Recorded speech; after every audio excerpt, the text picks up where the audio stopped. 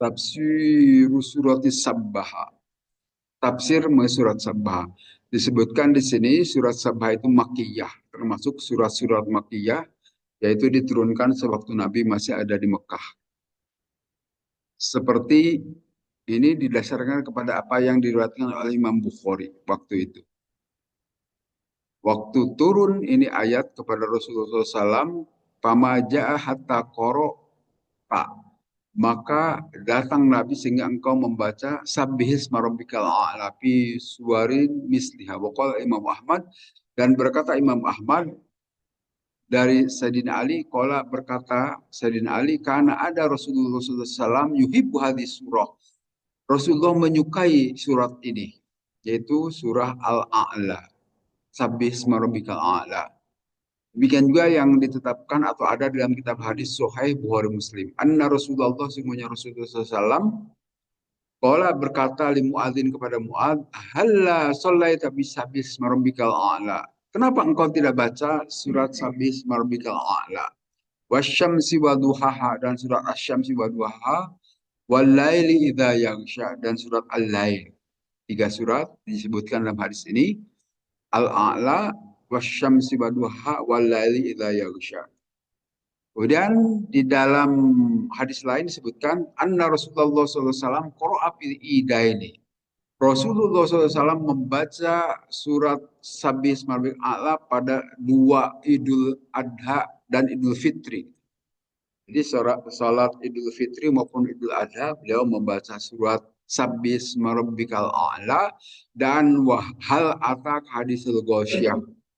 Yang sering dibaca juga oleh imam-imam kita ya, dibaca surat Sabhis ataupun surat Hal Ataka Hadithul Ghosyah pada hari Idul Fitri ataupun Idul Adha atau pada hari Jum'ah. Silahkan, karena dalam hadis lain juga disebutkan fil idaini wa yaumil Jum'ah. Rasulullah membaca surat Sabis Marabbikal A'la dan Hal Ataka Hadithul Ghosyah pada hari Idul Adha dan Idul Fitri dan hari Jum'ah. Silahkan dibaca. Kemudian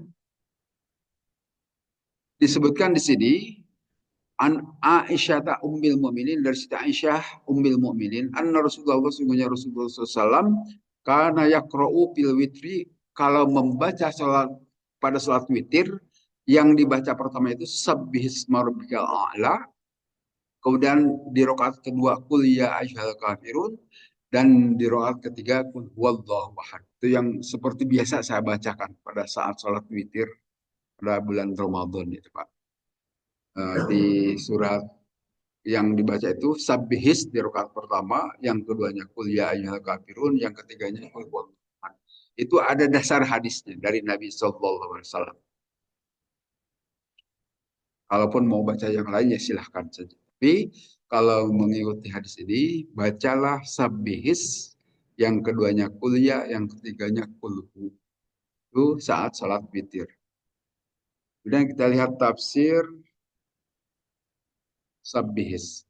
Di sini berkata Imam Ahmad, haddasana Abu Abdurrahman, haddasana Musa, dan seterusnya.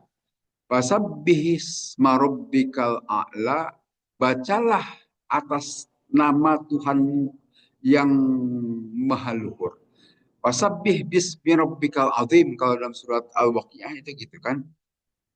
Bacalah tasbih. Ini sabbih itu adalah segotnya atau cetakannya dalam istilah ilmu sorof itu fi'il amar, kata kerja perintah. Kalau dalam bahasa Arab dibedakan antara fi'il madhi, kata kerja masa lalu, fi'il mudhari, kata kerja saat ini dan yang akan datang, dan kemudian kata perintah. Itu beda. Kalau dalam bahasa Indonesia kan sama aja, tinggal saya sedang makan. Dia dia sedang makan. Makanlah, kan paling ditambahlah saja itu untuk kata kerja perintah. Kalau dalam bahasa Al-Quran, bahasa Arab dibedakan. Kalau sabbaha, dia sedang memahsucikan Allah. Yusabbihu, dia telah menyucikan nama Allah. Kalau yusabbihu, dia sedang atau akan menyucikan nama Allah.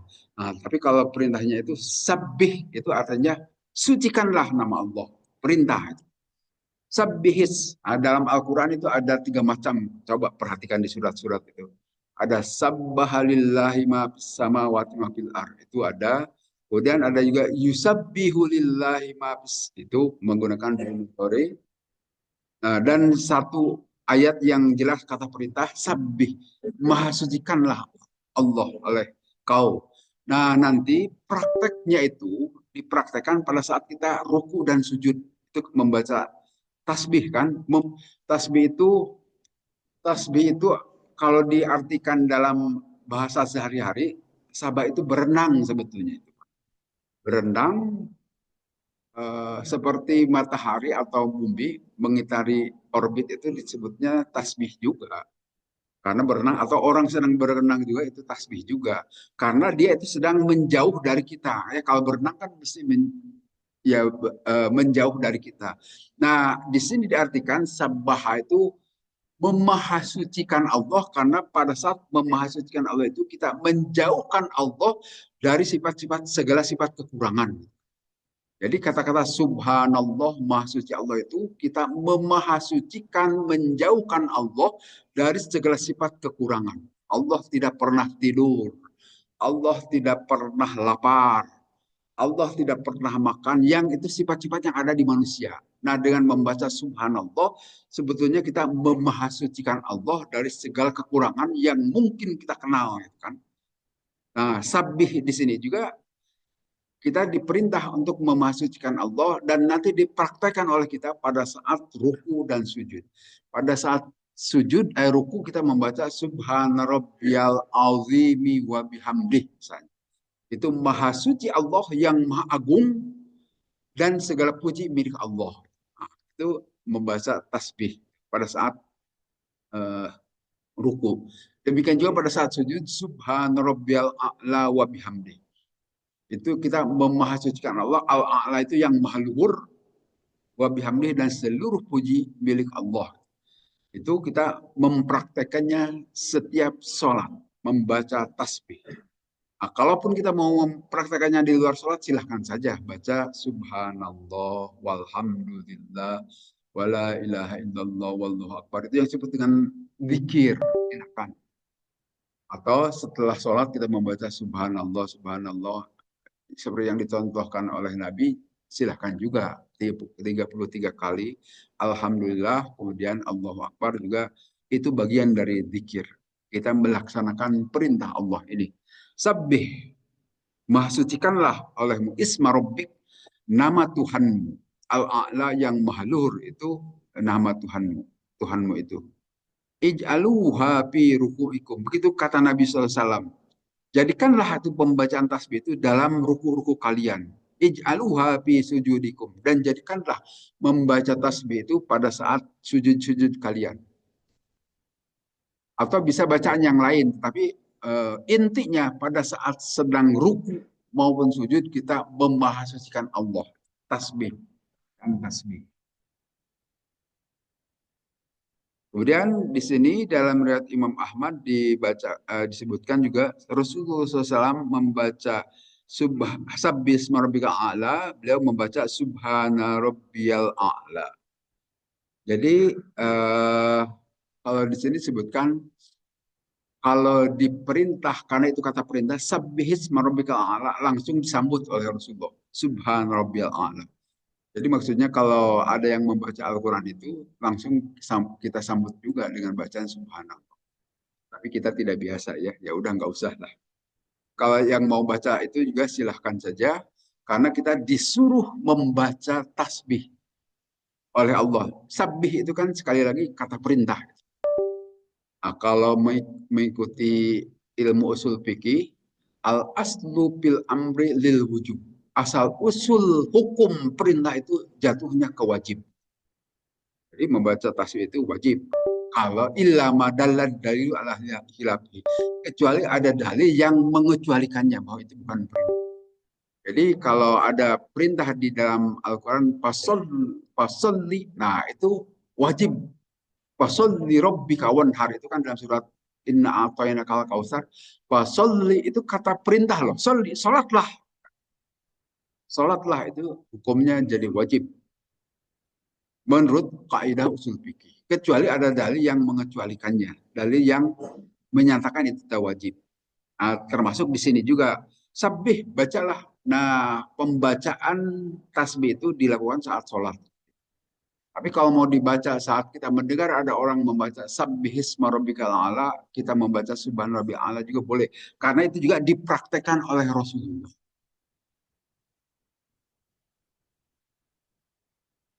Kemudian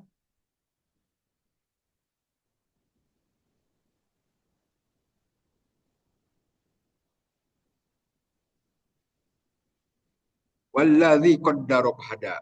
Allah itu qaddaro yang telah mentakdirkan, yang telah menentukan ukuran-ukurannya. Jadi segala sesuatu yang Allah ciptakan ini sudah menggunakan ukuran. Ya seperti kita kapan akan nikah, kapan akan punya anak, itu sudah jelas ada rencana Allah semuanya, ada blueprintnya Pak. Ada cetak birunya di sisi Allah di Lauhil Mahfuz. Sama seperti kita juga mau membangun bangunan kan dibuat dulu juga gambarnya. Jadi sebelum terjadi bangunan itu sudah tahu bahwa ini sudah ada rencananya. Nah, begitu juga lah yang dilakukan oleh Allah sudah ada blueprint, ukuran-ukurannya sudah ditentukan. Kalau di blueprint kita itu belum tentu sesuai dengan blueprint, belum tentu sesuai dengan cetak biru. Tapi kalau di Allah pasti. Karena kalau kita membuat rencana itu belum tentu bisa terlaksana semua rencana itu kan ya. Ada saja halangan dan macam-macam eh, halangan-halangan. Tapi kalau yang Allah rencanakan pasti kejadian. Karena ya Allah maha segala-galanya. Dan harus begitu Tuhan itu kan. Masa Tuhan tidak bisa, itu mah bukan Tuhan ya. Tuhan itu maha segala-galanya, maha kuasa. Disebutkan dalam hadis Nabi, Innallaha qaddara maqadira khalaiki qabla ayyakhluqas samawati wal arda. Sungguhnya Allah telah menentukan ukuran-ukuran makhluk itu sebelum Allah menciptakan langit dan bumi. Bi khamsina alfi sanatin, 50.000 tahun sebelumnya. Wa kana arsyu alama, dan arasy Allah itu ada di atas air. Nah, ini juga masalah goib tidak tahu ya. Arash itu kalau biasa kita terjemahkan kan singgasana. Apakah Allah itu di sana? Wallahu alam, kita tidak tahu ya. Karena dalam ayat lain disebutkan laisa kamitslihi syai'un, tidak ada yang menyami Allah dengan sesuatu pun.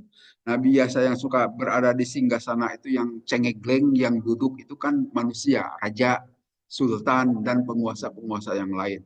Nah, apakah Allah seperti itu? Yang jelas kata Allah tidak sama, tetapi Allah punya arash. Yang arasnya itu dipikul oleh para malaikat. Nah, itu juga kita tidak mengerti seperti apa aras yang dipikul malaikat. Tapi disebutkan dalam Al-Quran begitu. Ada 8 malaikat yang memikul aras Allah. Itu dalam surat Al-Haqqah atau Al-Ma'arij, jangan lupa. Disebutkan wakana arsy al-ma'i, kemudian wa yahmilu arsy rabbika yauma idzin samaniyah. Nah, ada yang memikul arsy Allah itu sebanyak 8 malaikat. Begitu dalam Al-Qur'annya. Bagaimana bentuk aslinya wallahu alam itu adalah masalah goib. Tapi di sini Allah telah menjelaskan bahwa Allah lah yang menentukan semua ukuran makhluk. Seperti usia kita akan sampai berapa tahun kita hidup, itu sudah ditentukan Allah. Kan tidak sama kita. Ada yang 40 tahun meninggal, ada yang masih bayi sudah meninggal, ada yang 80 tahun belum meninggal, itu semuanya sudah ada ketentuan Allah. Jadi kalau Allah belum menentukan kita meninggal, ya belum akan meninggal. Walaupun kita kecelakaan misalnya, tidak akan meninggal kalau belum saatnya meninggal dan seterusnya. Kalaupun sakit parah tetap juga belum akan meninggal kalau belum saatnya. Tanpa sakit juga akan meninggal kalau sudah waktunya. Nah, itu disebutkan di sini maqadirul khalaik. Ukuran-ukuran seluruh makhluk telah Allah tentukan, bahkan disebutkan di sini sebelum menciptakan langit dan bumi. Sekitar 50.000 tahun. Bikhomsina alfasanah. 50.000 tahun sebelumnya. Ini juga masalah goib tidak ngerti kita ya. Kita sudah ditentukan sebelumnya. Kemudian disebutkan walladzi akhrajal mar'a. Dan Allah juga yang telah mengeluarkan al-mar'a. Al-mar'a itu tumbuh-tumbuhan, rumput-rumputan, tempat padang tempat menggembala seperti di Mongolia itu demikian luas padang penggembalaan. Di gurun Sahara kan itu gurun saja itu. Tapi kalau di Mongolia itu padang rumput yang demikian luas. Kita tahu Mongolia itu dataran yang sangat luas, padahal kita juga punya seperti di Nusa Tenggara Barat itu juga disebutnya padang rumput juga itu. Itu padahal di Sumbawa kan itu pulau-pulau kecil saja. Berarti yang di Mongolia lebih besar lagi.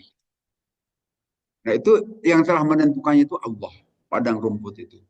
Faja'alahu ghusan ahwa, tetapi nanti bisa saja mengering, kehitam-hitaman kalau tidak ada hujan. Nanti setelah dihujani lagi, maka itu bisa tumbuh lagi. Itu semuanya yang menentukan Allah, yang mengurus. Kita lihat saja di di lapangan sepak bola juga kan hijau. Walaupun itu buatan, kalau itu kan dibuat oleh manusia. Dibikin hijau-hijau rumput, kadang-kadang rumput buatan. Tapi itu menenangkan, enak untuk pandangan mata itu kan. Kalau melihat yang hijau-hijau itu bisa bagian dari terapi. Demikian juga di padang rumput yang luas. Sanukri'uka fala tansa. Kami akan bacakan kepadamu wahai Nabi Muhammad Al-Quran ini fala tansa, maka tidak akan lupa. Nah, ini jaminan dari Allah bahwa apa yang Allah wahyukan kepada Nabi tidak akan pernah dilupakan lagi oleh Nabi. Jadi Al-Quran yang saat kita kenal ini adalah yang kita baca sama dengan apa yang diturunkan kepada Nabi. Tidak akan ada kekecualian. Tidak akan ada editan gitu Pak. Dan kita tahu penulisan Al-Quran itu sejak Nabi SAW masih hidup. Masih hidup sudah ditulis Al-Quran itu. Sehingga terjamin tidak mungkin ada pemalsuan, tidak mungkin ada editan. Karena nanti juga dijaga oleh para sahabat, sahabat Nabi. Demikian banyak yang hafal di antara para sahabat, hafal Al-Quran di luar kepala, karena saat itu budaya tulis-menulis masih jarang. Tetapi yang ada itu adalah hafal di luar kepala. Walaupun nanti dituliskan juga oleh para sahabat menjadi huruf-huruf seperti yang kita kenal saat ini, kan? Itu adalah berasal dari hafalan para sahabat, bukan dari temuan-temuan dari gua ataupun temuan dari laut, tidak. Al-Quran itu. Sehingga istilahnya tanzil Al-Quran itu. Diturunkan dari Allah, kemudian dihimpun di ingatan-ingatan para sahabat, dan tentu saja Rasulullah, sehingga tidak mungkin ada kesalahan. Karena ini jaminan dari Allah, pala tansa, maka engkau tidak akan lupa terhadap Al-Quran. Sehingga Al-Quran memang saat ini dialek membacanya bisa saja beda-beda. Ada 7 cara membaca, seperti yang disebutkan oleh Rasulullah juga. Kalau itu wajar juga kan, karena manusia ini ragam, lain-lain dialeknya. Ya sama seperti dialek orang Sunda dan Jawa kan lain kan. Seperti dahar, dahar itu bahasa Sunda kan, tapi bahasa Jawa juga itu ternyata. Tapi kalau di Jawa itu halus dahar itu kan. Tapi kalau di Sunda mah rada kasar kan dahar. Nah, cara pengucapannya akan beda antara orang Jawa dengan orang Jawa Barat misalnya. Tapi artinya sama, makan. Jangankan antara Jawa dan Sunda, sesama orang Jawa Barat saja beda-beda kan. Seperti orang Banten dan orang Bandung lain. Punten nih, punten agak kasar dikit ya. Kalau untuk di Jawa Barat atau di Bandung, kata-kata ewe itu kan kasar Pak ya, sangat kasar. Tapi kalau di Banten mah biasa itu, halus itu. Seperti menikahkan itu katanya begitu. Ngewe ya itu kayak kayak kayak binatang itu kan nggak enak kalau di Bandung itu. Tapi kalau di Banten itu biasa kata-kata itu. Tapi kalau di sini antara ini juga beda. Nah itu dialek sehingga wajar Al-Quran juga itu ada 7 dialek. Walaupun yang kita kenal saat ini Siapa yang membacanya, apakah orang Maroko atau orang Nigeria atau orang Arab Saudi, kita dengar sama saja kan ya. Walaupun bisa saja beda gitu kan. Nah, kalau ada perbedaan, seperti perbedaan itu begini. Aandar tahum, kalau di kita dibacanya aandar tahum, tapi orang lain bisa baca andar tahum. Sekaligus kan, andar tahum. Nah, itu tidak perlu heran, memang itu dialek cara membaca bisa saja beda. Jadi dalam hal ini, kalau redaksinya itu tidak mungkin beda antara Al-Quran yang ada di luar negeri dengan Al-Quran yang ada di kita. Tapi cara membacanya bisa saja agak beda. Karena ini juga sudah disebutkan oleh Rasulullah. Ada 7 dialek cara membaca. Tapi isinya sama. Bandingkan, nggak apa-apa, bandingkan dengan perjanjian baru, perjanjian lama. Itu lain ya. Ditulisnya juga setelah Nabi Isa meninggal lama, baru ditulis. Dan itu juga versinya banyak sebetulnya itu. Walaupun yang dituliskan secara resmi hanya 4. Hanya Markus, Lukas, Yohanes, Yahya. Yohanes dan Lukas hanya 4. Padahal sebetulnya ada versi-versi lain seperti Barnabas tidak dituliskan. Nah, itu dituliskan paling cepat juga tahun ke-60 setelah Nabi Isa alaihissalam tidak ada. Setelah Nabi Isa diangkat oleh Allah. Nah, itu bisa saja beda. Sehingga ya tidak. Nah, beda dengan Al-Quran, sejak Nabi SAW masih hidup sudah dituliskan. Sehingga terjamin keaslian. Sampai hari ini masih sama. Tidak ada manipulasi. Tidak diubah-ubah kata-katanya. Kalau dalam perjanjian baru bisa saja diubah yang tadinya Tuhan jadi Tuhan. Apalagi dalam bahasa Indonesia gampang diubah-ubahnya. Oleh LAI, Lembaga Alkitab Indonesia. Sudah berubah edisi tahun 60-an dengan edisi sekarang bisa beda. Tapi Al-Quran, jangankan edisi 60 dengan saat ini, edisi ribuan tahun yang lalu dengan saat ini masih tetap sama tulisannya. Itu disebutkan jaminan dari Allah. Fala tansa, maka engkau tidak akan lupa. Illa masya Allah, kecuali kalau Allah menghendaki. Wa qala qatadah kana Rasulullah SAW la yansyai'an illa masya Allah. Rasulullah tidak akan lupa terhadap Al-Quran kecuali kalau Allah kehendaki.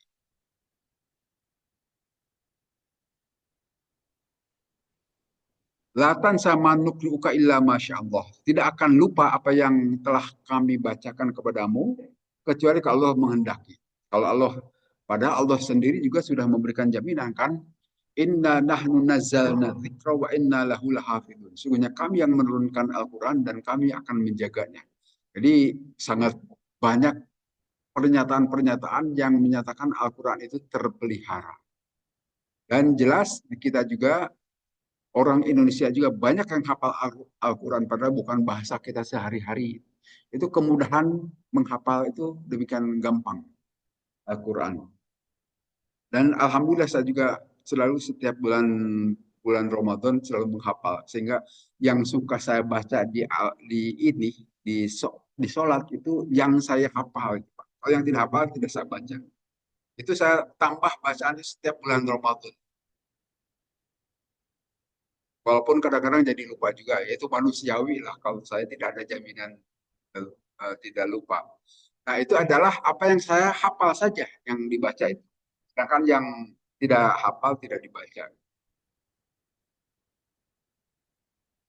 Dan itu bisa menghafal Al-Quran itu dalam waktu beberapa jam saja bisa itu, Pak. Asal terus saja dibaca. Jadi hafal juga. Ya, ya memang tidak panjang-panjang, paling 10 ayat gitu. Coba silahkan terus saya diulang-ulang jadi hafal akhirnya. Walaupun besoknya jadi lupa juga bisa ya. Itu karena kita makin hari makin menua gitu ya. Memori kita makin melemah. Tapi itulah jaminan dari Allah. Fala tansa, maka engkau wahai Nabi tidak akan lupa. Sehingga sekali lagi kita yakin Al-Quran ini keasliannya dijamin oleh Allah.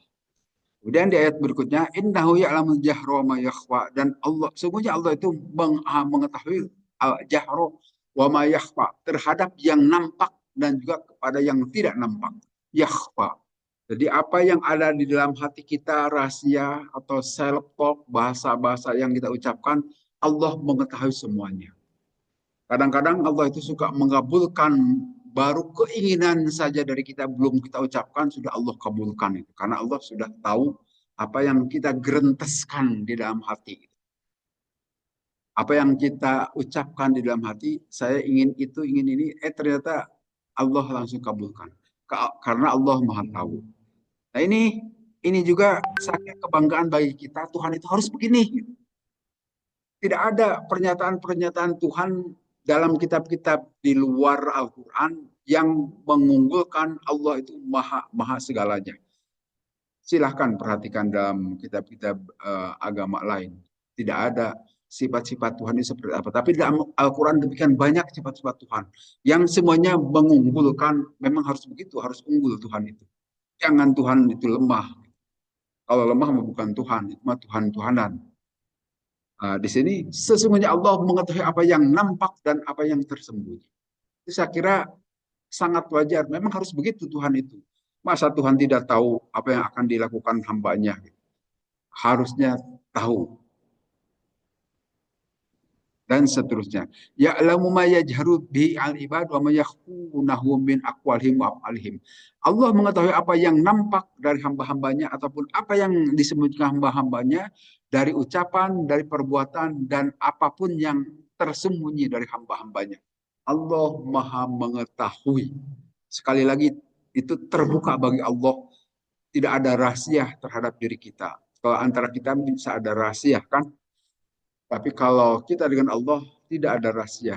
Nah, kalau gitu ngapain kita harus tutup aurat misalnya waktu sholat, toh tanpa tutup aurat juga Allah tahu kondisi kita. Nah itu adalah adab-adaban antar kita saja, antar manusia. Walaupun kita pakai pakaian, walaupun kita sembunyikan rahasia kita, Allah tetap maha tahu. Tetapi sebagai adab-adaban, sebagai etika kesopanan antar kita manusia, pakailah pakaian, tutuplah auratmu itu. Jadi kepentingannya bukan dengan Allah, Allah maha tahu tetap terhadap kita. Ini kepentingannya antar pergaulan kita saja. Yang sopanlah masa telanjang, gitu kan? Masa kelihatan auratmu itu tidak pantas kalau dilihat orang lain.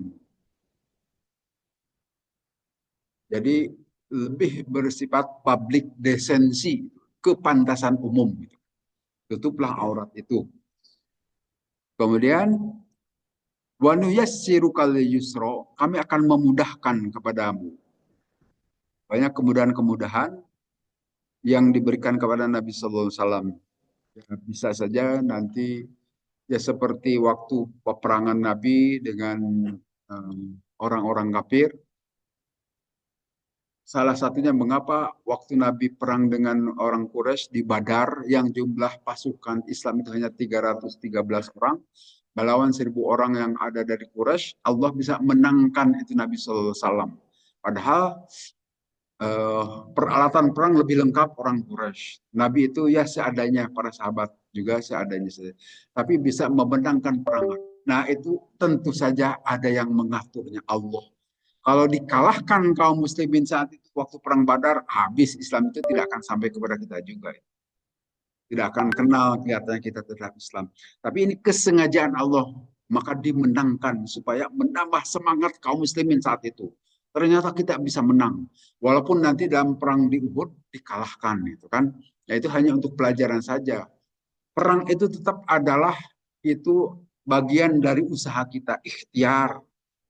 Tetap harus wanti-wanti, harus bersiap-siap, harus menggunakan perencanaan yang baik, bahwa hasilnya itu akan menang atau kalah, itu adalah akibat persiapan kita.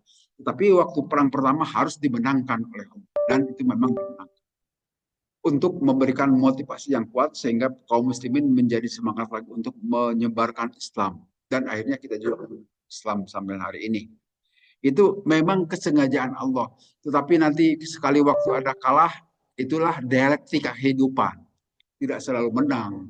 Memang sekali waktu kalah, di waktu yang lain menang, itu adalah hal namanya kehidupan juga di mana-mana begitu. Kan harus ada ya seperti roda berputar itu. Sekali waktu ada di bagian atas, sekali waktu ada di bagian bawah. Kehidupan itu siklus. berputar. Fadzakir in nafa'ati dzikra, ingatkanlah, siapa tahu memberikan manfaat itu peringatan itu. Ini fadzakir juga kata perintah. Zakir, ingatkanlah oleh wahai Nabi. Nah, kalau Nabi sudah tidak ada, sekarang juga mungkin kepada kita, silahkan ingatkan kaum kalian atau orang-orang yang ada di sekitar Anda. Maka melalui kajian-kajian ini juga sebetulnya saling mengingatkan. Hanya di sini tentu saja yang mengingatkannya bukan Nabi. Jadi mengingatkan diri sendiri juga sebetulnya. Saling mengingatkan kepada, bahasanya indah seperti dalam surat awal asri. Watawasau bil haqqi, saling berwasiat. Itu terjemahannya. Saling itu artinya tidak saja kepada eksternal tapi kepada internal juga saling mengingatkan sebetulnya. Kemudian di sini disebutkan oleh Amirul Mukminin Sayyidina Ali, ma anta bimuhaddasin qaumaka qauman hadisan la tablu ukulahum illa kana fitnatan li ba'dihim. Kata Sayyidina Ali bahwa engkau itu adalah bukanlah orang yang berbicara kepada kaummu dengan satu pembicaraan, berbicaralah sesuai dengan kadar akal mereka. Kalau tidak disadari maka nanti bisa jadi fitnah. Jadi maksudnya bicaralah sesuai dengan kadar kemampuan audien atau yang bisa menangkap pembicaraan itu. Artinya dalam hal ini harus lihat siyakul kalam mungkin begitu ya. Kalau berbicara itu siapa yang diajak bicara.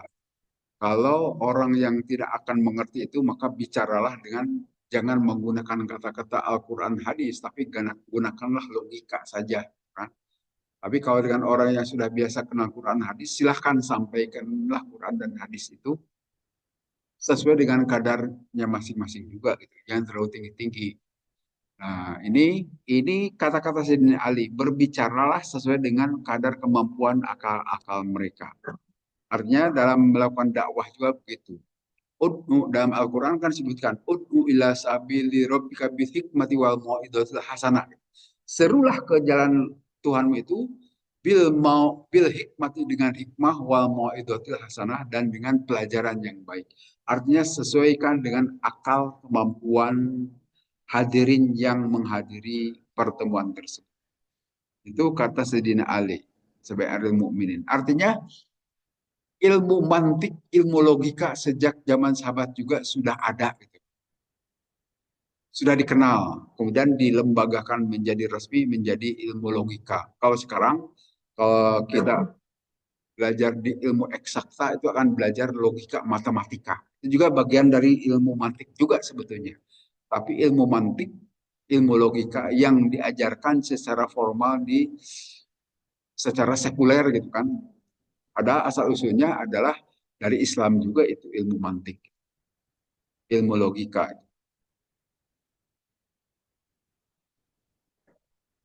Kemudian saya zakkaru mayyahsya, akan memperoleh peringatan orang-orang yang takut terhadap Allah. Artinya di sini man qalbuhu yahsyallaha wa ya'lamu annahu mulaqi. Itu orang-orang yang takut kepada Allah dan juga tahu bahwa dia pasti akan bertemu dengan Allah. Nah, orang itu kalau diingatkan tentu akan memperoleh manfaat, tidak akan menolak. Tetapi di sini sebutkan wa yatajannabu hal ashqa, akan menjauhi orang-orang yang celaka. Tidak senang dengar ayat-ayat Al-Quran, tidak senang pelajaran-pelajaran Al-Quran, ngata-ngatain yang tidak baik terhadap kajian-kajian ini. Nah, itu ada juga di antara kita yang berkata-kata tidak tidak elok gitu kan terhadap pengajian. Nah, itulah mungkin dalam istilah Al-Quran ini disebutkan wa yatajannabuhal ashqa, akan menjauhi orang-orang yang celaka. Al-ashqa itu orang-orang celaka itu. Ashqa, orang-orang celaka. Bolehlah di dunia sekarang masih dalam keadaan segar bugar, tenang-tenang saja. Tapi disebutkan di Al-Quran, alladzi yaslan narul kubro, yang dia itu akan masuk ke dalam neraka al-kubro yang sangat besar. Tsumma la yamutu fiha wa la yahya. Kemudian di neraka itu dia tidak mati dan juga tidak hidup. Jadi di antara kita juga memang orang-orang yang bersyahadat, yang mengakui kemahaesaan Allah pasti masuk surga. Tetapi apakah langsung masuk surga? Itu yang jadi pertanyaan kita. Tidak akan langsung. Tergantung amal-amalan perbuatan kita saat ini. Kalau amal-amalannya sesuai dengan keimanan di dunia ini, insya Allah langsung masuk surga. Tapi kalau amal-amalannya tidak bagus, dia akan mampir dahulu ke neraka. Nah, ini yang disebutkan oleh Allah, alladzi yaslan naro kubur. Dia akan mampir ke neraka. Kemudian di neraka itu tidak hidup, tidak mati. Jadi nggak tahu apa namanya itu, tidak hidup, tidak mati. Igang gayong lah mungkin bahasa kita ya. Igang gayong tidak hidup, tidak mati. Itulah. Tetapi kemudian orang-orang yang punya keimanan di dalam hatinya akan diangkat oleh Allah nanti. Mudah-mudahan kita semua memohon kepada Allah tidak dimasukkan ke neraka. Jangan nantang neraka itu. Jangankan masuk neraka disunut pakai rokok saja kan kita kepanasan ya. Tidak kuat, apalagi neraka tidak sebentar, lama sekali. Nah, untuk bilah min dalik. Kemudian dalam sebuah hadis yang diriwayatkan oleh Imam Ahmad disebutkan amma ahlun nari alladzina hum ahluha fa innahum la yamut fiha wa la yahyuna. Sesungguhnya ahli neraka itu, mereka di dalam neraka itu mereka tidak mati dan juga tidak hidup. Begitulah disebutkan di dalam hadis ini. Kemudian nanti untuk orang-orang yang beriman, nanti mereka akan memperoleh syafaat sehingga mereka akan diangkat dari neraka dan dimasukkan ke dalam surga. Cuma kapannya itu tidak tahu, tergantung perbuatan dosa kita. Tapi yang pasti orang-orang beriman itu masuk ke dalam surga, ujung-ujungnya.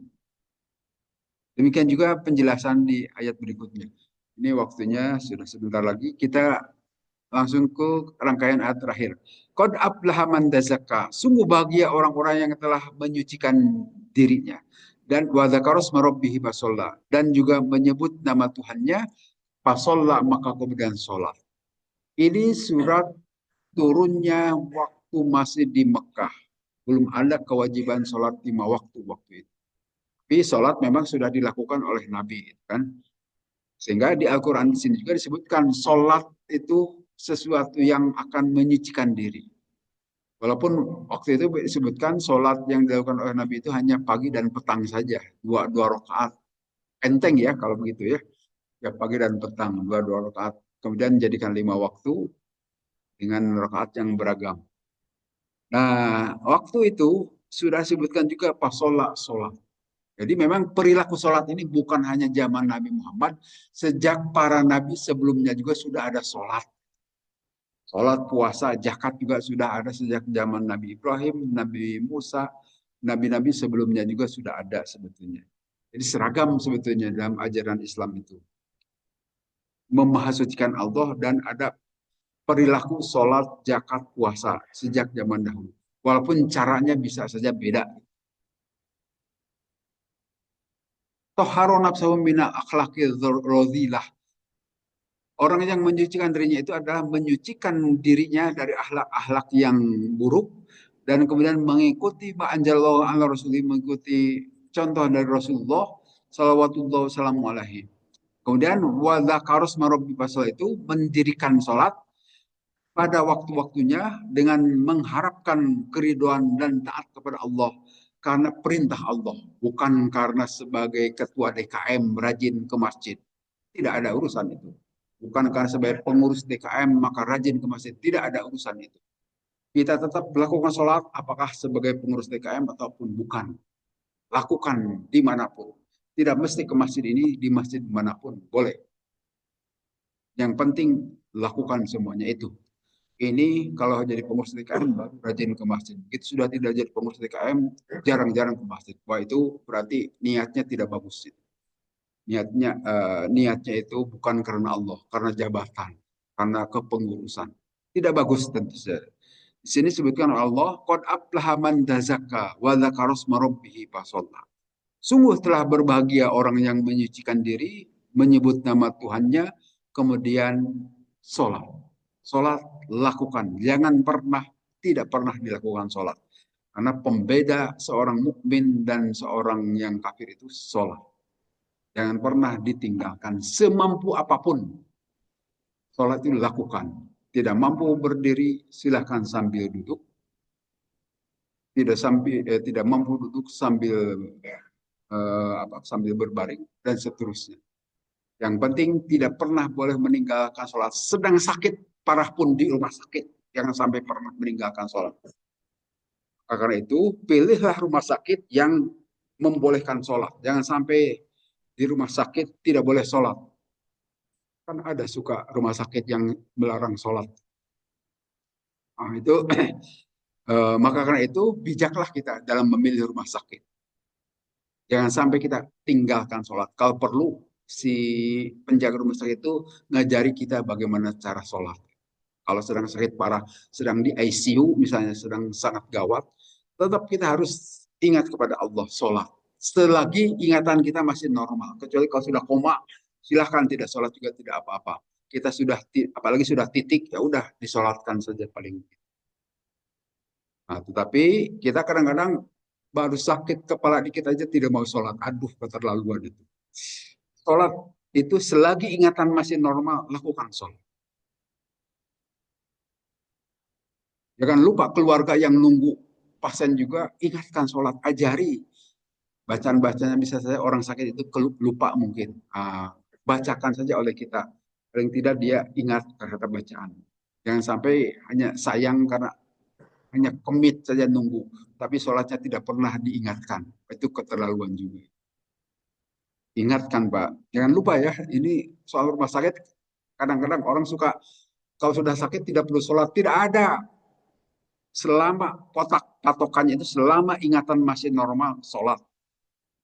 Sepayah apapun. Sesuai dengan kemampuan. Kalau tidak bisa berdiri sambil berbaring juga silakan. Tidak bisa bergerak juga nggak apa-apa, pakai isyarat mata saja. Atau yang penting ingatan lakukan terus. Jangan sampai tidak pernah sholat.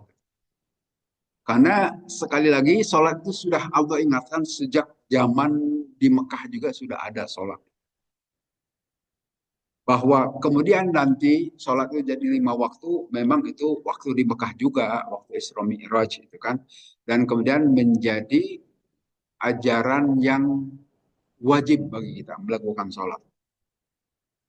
Bal tu'sirunal hayatad dunya, tetapi kalian semua lebih memilih kehidupan dunia. Nah, ini juga pengingatan dari Allah. Saya kira kita umumnya begitu kan, lebih senang kehidupan dunia itu, pilih keduniaan. Ya silahkan juga tidak apa-apa, tapi jangan berlebih-lebihan. Wajar-wajar saja, silahkan kita menyukai dunia, tetapi Allah mengingatkan wal akhiratu khairu wa abqa. Akhirat itu lebih baik wa abqa dan lebih kekal. Kalau disuruh milih dunia dengan akhirat, tentu saja kita lebih ya seperti yang biasa dilakukan waktu itu waktu kurban kan banyak panitia bahwa masuk waktu sholat duhur tenang saja terus mengerjakan itu harusnya kan sholat dahulu. Nah itu lebih memilih dunia itu lebih memilih kurban itu Pak. Tapi bukannya hadir di sini itu panitia spontan yang tidak mengerti. Tapi kalau kita insya Allah memilih sholat itu sholat lebih utama bahwa nanti mau mengerjakan lagi silahkan. Kita tidak bisa mengingatkan gitu kan kalau diingatkan nanti pisaunya melayang gitu kan Pak. Nanti bisa macam-macam ya. Tapi itulah bukti salah satu jangan jauh-jauh di antara orang-orang masjid saja begitu masih lebih memilih. Mestinya tinggalkan sholat dahulu. Toh nanti digarap lagi juga boleh.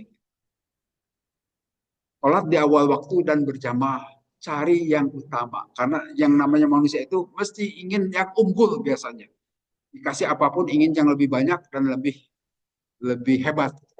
Tapi ya seperti di sub pertama, lebih unggul dan lebih hebat. Tapi pura-pura tidak lihat kan kalau ada sub kosong. Nah, kalau tahu itu sub itu utama unggul, pasti tanpa milih, tanpa banget. Tidak begitu, langsung masuki aja. Kalau sekarang kita kan suka memangga-manggakan kepada orang lain. Dalam kaidah usul fikih disebutkan al-itharu fil ibadah mamnuun.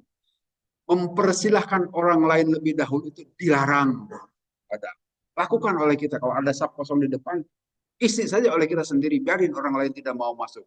Ini kadang-kadang bangga-bangga. Itu tidak ngerti juga itu. Di antara kita ya, masih banyak yang begitu di sini juga. Jangan jauh-jauh. Apalagi di tempat yang lain juga suka terjadi begitu. Ini hanya mengingatkan saja sekali lagi ya. Bukan saja paling hebat, tidak juga. Tidak, tidak paling unggul, tetapi kita saling mengingatkan saja. Disebutkan di dalam hadis Nabi seperti begini. Rasulullah bersabda, "Man ahabba dunya adharru bi akhiratihi wa man ahabba akhiratahu adharru bi dunyahu fa athiru ma yabqa ala ma yabna." Siapa orang yang menyukai dunianya bisa saja memadaratkan akhiratnya. Tapi siapa orang yang suka akhiratnya bisa saja memadaratkan dunianya. Maka hendaklah lebih mengutamakan apa yang akan kekal dibandingkan apa yang akan rusak. Nah, artinya di sini silahkan dunia itu dicari, dipelihara juga, tetapi jangan lupa akhirat. Kan di dalam surat apa itu? Falatan nafsi baka minat dunya. Janganlah engkau lupakan nasibmu, bagianmu di dunia. Silahkan cari dunia juga. Tapi akhirat itu bagaimanapun lebih utama. Walaupun sikap kita umumnya lebih memilih dunia dalam kehidupan sehari-hari ya. Akhirat itu kalau sholat saja, apakah kita mendahulukan sholat berjamaah atau kita melanjutkan rapat? Biasanya melanjutkan rapat, sampai selesai rapat baru sholat. Kalau kita memilih akhirat, tunda dahulu rapat, sholat dahulu. Utamakan bahwa sebetulnya pekerjaan utama kita di dunia ini sholat sebetulnya. Yang lain-lain itu adalah belakangan. Tapi yang terjadi sebaliknya. Kita memilih kehidupan dunia dibanding dengan sholat. Padahal Allah telah wanti-wanti wa ma khalaqtul jinna wal insa illa liya'budun. Tidaklah aku ciptakan manusia dan jin kecuali untuk ibadah. Nah, ibadah yang mana? Ibadah itu memang ada dua macam, yang secara mahdoh dan goer mahdoh. Tentu yang mahdoh lebih utama, sholat. Contoh konkretnya sholat sajalah. Nanti ada ibadah-ibadah yang lain dibanding dengan di luar sholat. Nah, kalau kita mengindahkan ayat Allah pasti akan memilih melakukan sholat dahulu dibanding dengan pekerjaan lain, nyari dunia.